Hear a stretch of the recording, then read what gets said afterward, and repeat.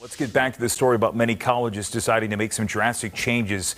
We mentioned many schools, including Notre Dame, making those last-minute changes, and others telling students they won't be coming back at all. Let's bring in once again the former president of Brandeis University, secretary and CEO of Phi Beta Kappa, and distinguished lecturer at Georgetown Law, Frederick Lawrence. All right, so let's talk about these decisions that all of these universities have been making. We've been seeing them follow so many different approaches here, but a lot of them, including the University of North Carolina, decided to go in one direction, bringing students back, and they've had to reverse course.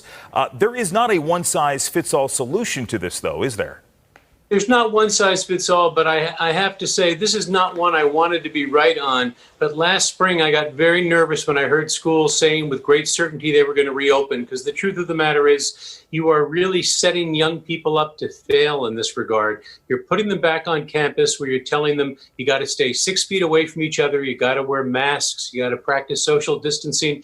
That is so inconsistent with a undergraduate college experience that it's really almost asking the impossible. And we're also seeing a lot of institutions prior to reopening for class telling these incoming students and returning students they had to sign some sort of liability waiver where they wouldn't hold the university responsible if they were to contract COVID-19.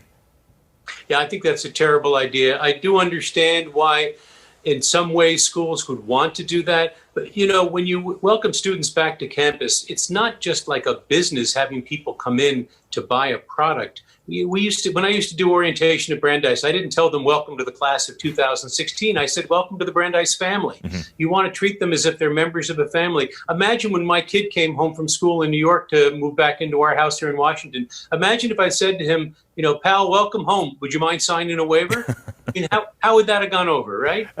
Speaking of the parental angle here, there are a lot of universities that have attracted controversy because when they decided to hold these classes online, they weren't going to offer any sort of tuition reimbursement. We've seen some schools decide to waive activity fees for various on-campus endeavors. Is there anything that parents should do? Is that a legitimate request to make, to go to your child's school and say, look, we're paying this money for an on-campus experience. Should we expect to get anything back from that? I think it's a legitimate question to ask, but I'll tell you what the problem is here. You got a very strange disconnect.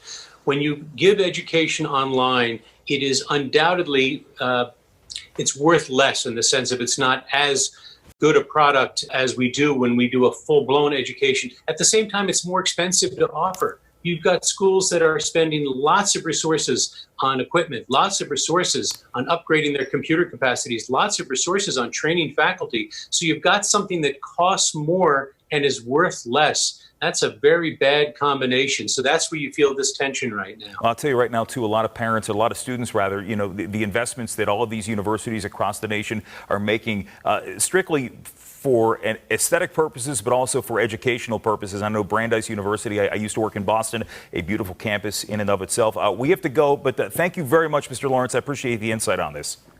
You bet. Good being with you today. Absolutely.